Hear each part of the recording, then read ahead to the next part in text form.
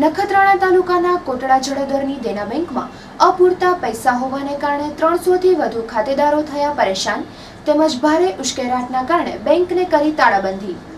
નોટબંધીની કિલ્લતથી આખો દેશ પરેશાનીમાં મુકાયો છે, જેમાં સરકાર દ્વારા સુવિધાઓ આપવાના પ્રયાસ પણ નિષ્ફળ નીવડ્યા છે।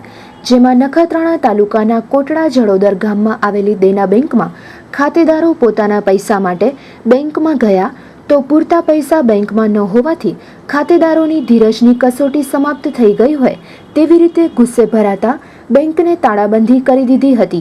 જેમાં આ દેના બેંકના 300થી વધુ ખાતેદારો પોતાના પૈસા માટે કેટલાય દિવસથી પરેશાન હતા તેમજ રાત્રે 3 વાગ્યાથી લાઇનમાં ઊભા રહ્યા હતા। આવી કપરી કસોટી પછી પણ રૂપિયા ન મળતા અંતે લોકોનો રોષ ભભૂક્યો હતો, જેમાં પોલીસ ઘટના સ્થળે આવી પહોંચતા મામલો થાળે પડ્યો હતો।